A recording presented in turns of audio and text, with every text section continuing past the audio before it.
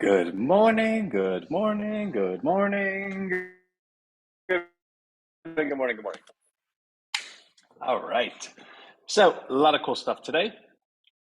I'm going to jump right into it. Um, hey, what? Wow, everyone actually showed up really, really early today.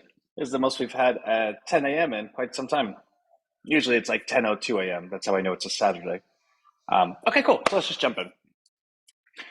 I tested Rhino bot yesterday. It's working quite well. I'm not sure if it's up on the site yet. It should be. I know it was being deployed last night. I haven't got a chance to get to rhinobucks.com. Hey, Tara. Hey, Deborah.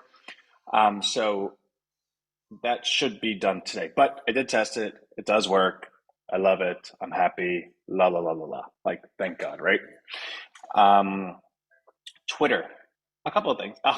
Brian, I read your email and I'm actually responding to it. I almost was able to press send before this, but thank you for your.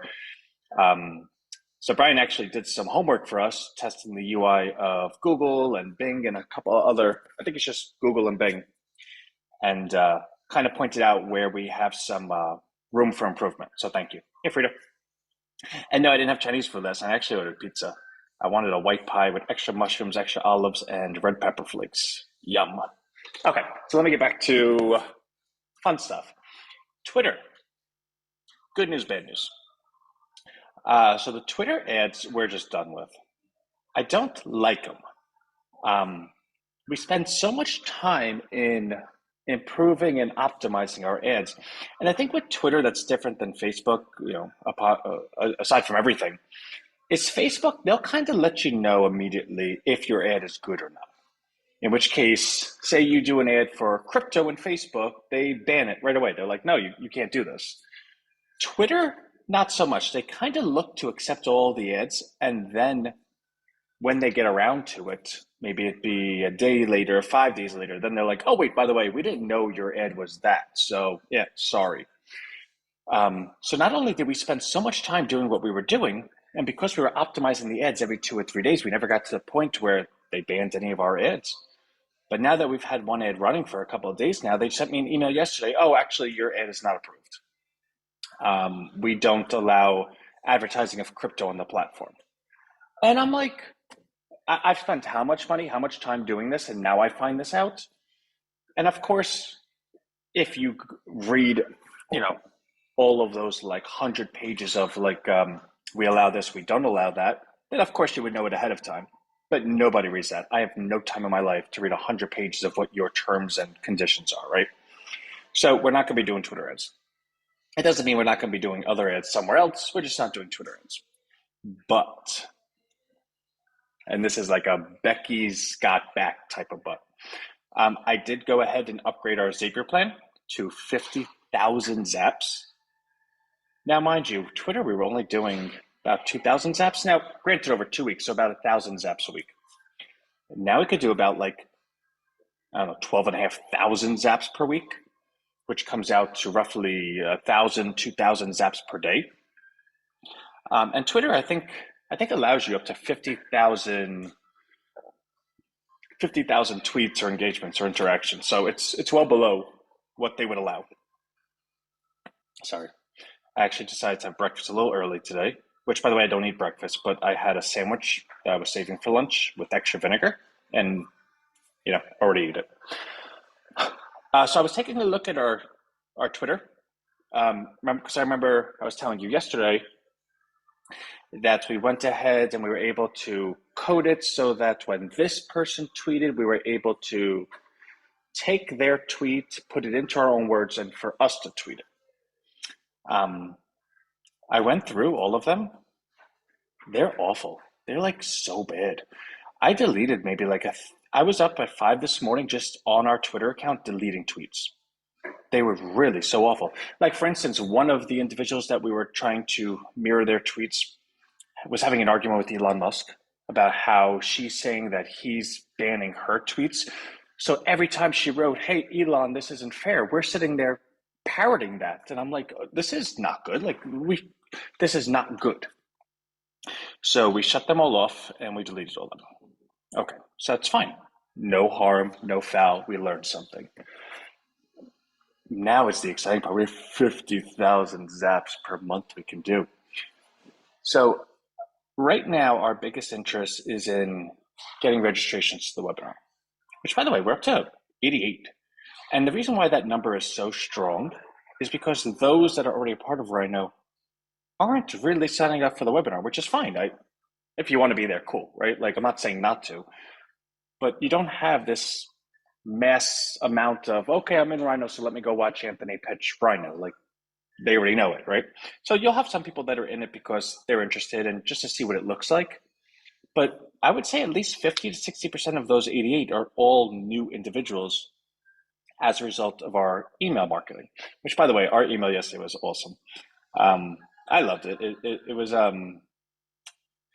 you've ever seen the movie Boiler Room, back in the day, there's a scene with Ben Affleck. I kind of mirrored it to that.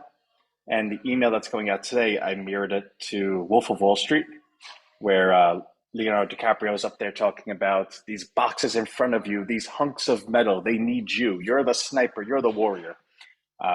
So you'll have fun reading that email today. Anyway, getting back to the Twitter thing. So what we've learned is we should probably find one or two accounts that are committed to providing real news, like CNN.com. And not CNN because I don't like CNN, but an account that is committed to news, that doesn't tweet more than, say, 10 times a day. If we could find that, now we could have our account being a relevant news source. Good, okay. On top of, so we weren't wrong for doing what we were doing. We were just misguided. Because the Twitter accounts that we were looking at, the goal was that if we can go ahead and parrot their tweets at the time that they do it, then we could somehow, I guess, welcome in those that like them as well. But the missing connection is, well, those that follow them don't follow us. And those that follow them have no way of seeing what we're doing because they don't follow us, right? And those that follow them don't see their tweet because they're looking at hashtags. They follow them because they see their tweet because they follow them, right? So what I was thinking was, well, why are we being so fancy? Why don't we just, if this person tweets, can we tweet at those individuals that like that tweet, right? So say, for instance, someone comes out and says, hey, I love ham sandwiches, and 1,000 people like that they love ham sandwiches. If we're doing something that's offering ham sandwiches, do we have the ability to then tweet at all 1,000 of those individuals, hey, we saw that you like ham sandwiches, why don't you check out this one? And I think the answer to that is yes. And if that's the case, well, it's probably the best paid marketing ever, right? Like, why would we ever need to run ads? If we can identify that individuals that like this are the exact people that would like us, and they're publicly liking it, well, if we didn't have automations, we would just sit there and message all 1,000 of them, but who has the time to do that? But if we could automate that messaging, even better. Now, in that automated messaging, we want to personalize it. Hey, Tom, I see that you like ham sandwiches because you're from Texas. We got the best ham sandwich. Did you ever try the New Jersey one? Sign up here, right? And that sign up here will be the webinar link. Now, when you sign up for the webinar, we capture your email anyway because you have to register for it. So I do think we can do something like that because now we're capturing those emails and putting it into our system. So we can have a lot of new leads. But on top of that, those that actually do go to the webinar, well, now we're talking to them face to face. And I don't know what the success rate of this is going to be. But I can tell you that if we're able to do it 50,000 times in a month, we're going to figure out pretty quickly what's working, what's not working. And if this is a way that all of a sudden we could add, say, 1,000 to 2,000 per month, well, now you're talking about something that's just completely in the stratosphere, right? Especially since we're developing the affiliate portion of it as well, which I was speaking to a couple different individuals, a couple different rhinos, and I was sharing that the affiliate portion, we want to make it just super simple. Hey, this is our lander page for the webinar. Here's your affiliate link. It sends them to the lander page of the webinar. They sign up, you get rewarded. Great. Because if that's the case, well, then all the individuals that come to the webinar that sign up for Rhino have a good experience with that path. Therefore, they would be very receptive to sharing that path with others. Hey, I went to the webinar, I liked it. Why don't you go to it? If you like it, cool. And because they're being rewarded based on someone just signing up for it and not someone buying it, they don't need to feel like they're pressuring anyone to do anything. It's okay to pressure someone to have an open mind. Everyone should have an open mind. If you don't have an open mind, you could be so lucky for someone to pressure you to have an open mind. But but no one should be pressured to buy something. Hey, I own Rhino. You should buy it too. Well, I don't want to. You should buy it too. Well, I don't want to. You should. No, like, stop. So I do think this is setting up to work really well. I'm like a kid in a candy store with 50,000 apps. Like, oh my God. It's expensive. Wasn't free. But I really believe, and again, these apps are for everything. We could have Twitter, we could have YouTube, we could start actually stacking them. Where okay, this person did this on Twitter, we send them the email here, they get the registration link here, but then it's Crazy Town USA. And the goal is let's find out what works and let's build an entire marketing department that's automated.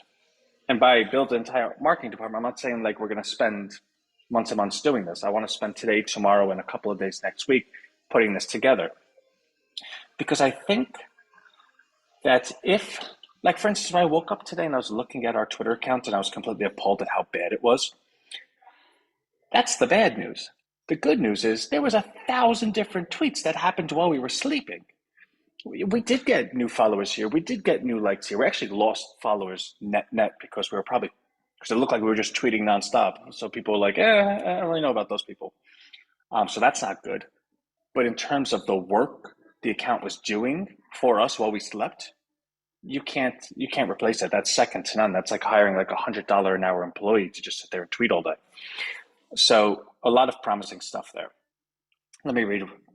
Travis, when I looked at Twitter, I thought this is negative when trying to be positive, and also, wow, it makes it look like spam.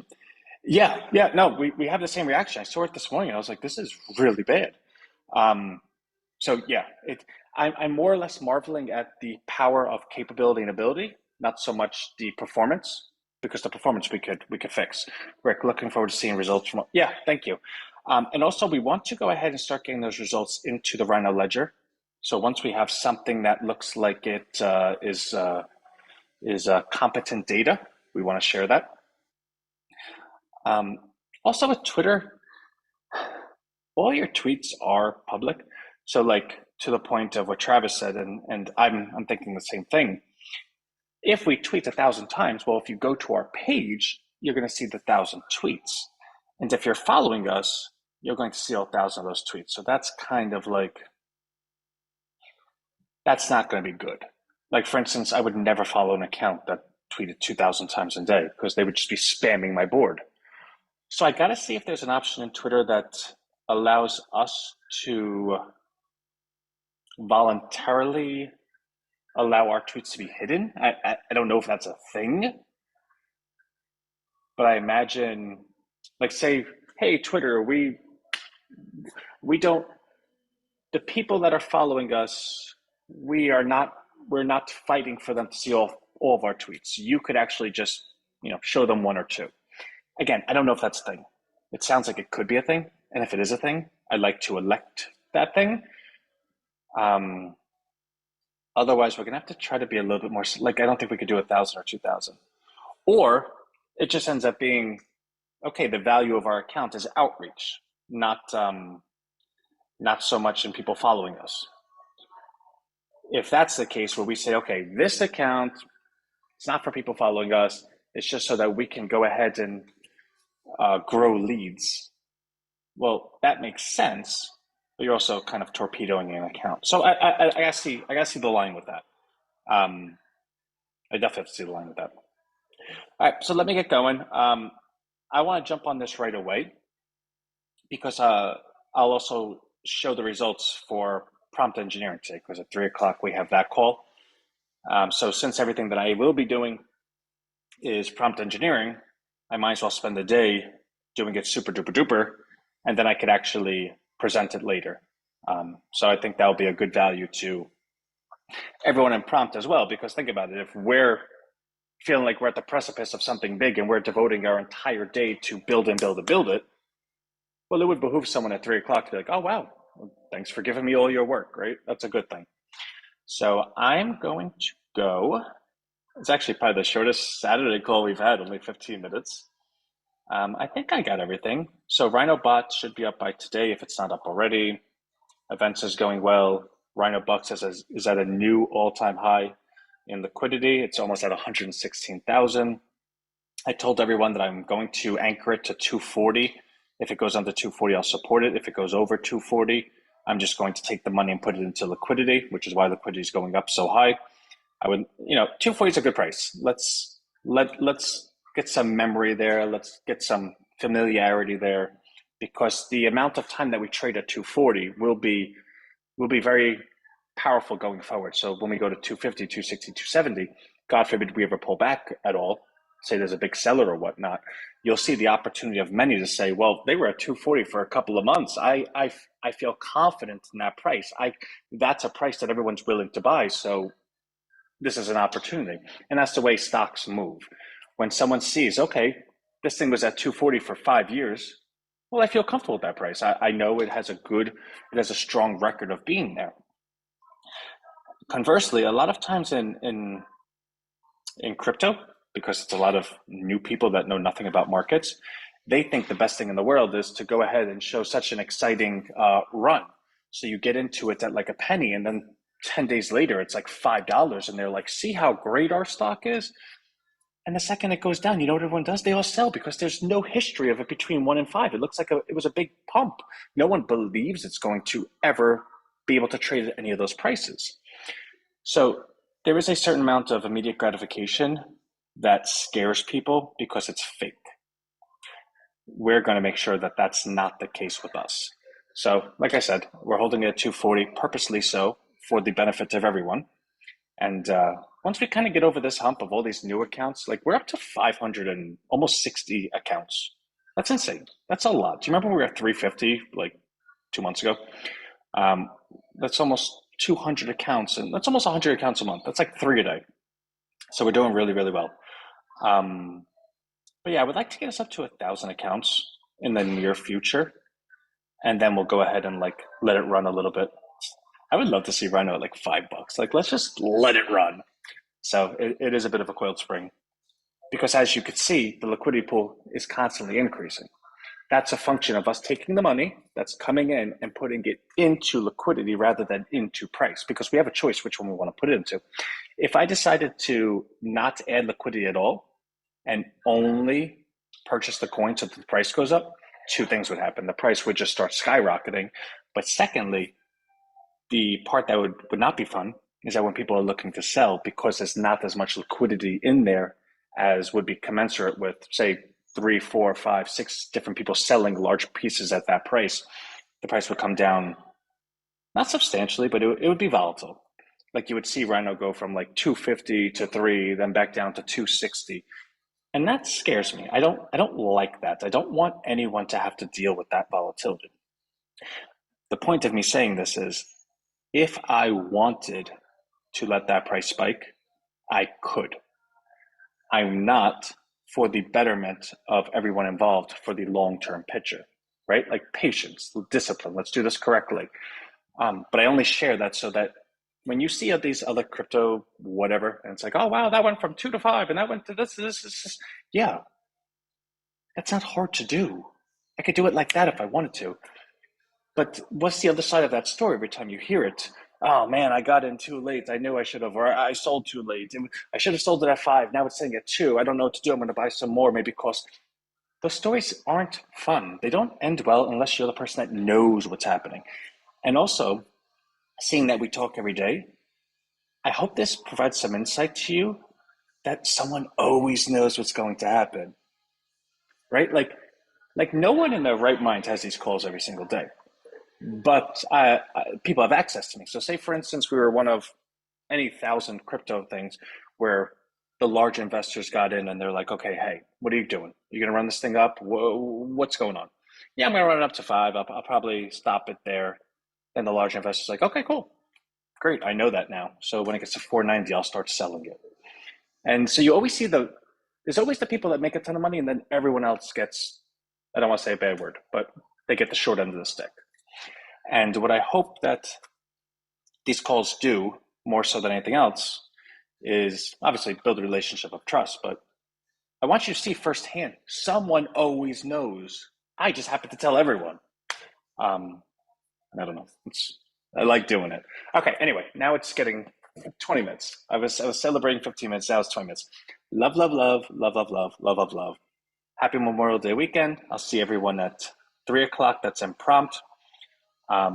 I'm still gonna have my call Monday. It doesn't mean that you have to be on it. It is Memorial Day, but I'm gonna be working, so I might as well have our call. So if I don't see you Monday, I'll see everyone Tuesday. Love, love, love.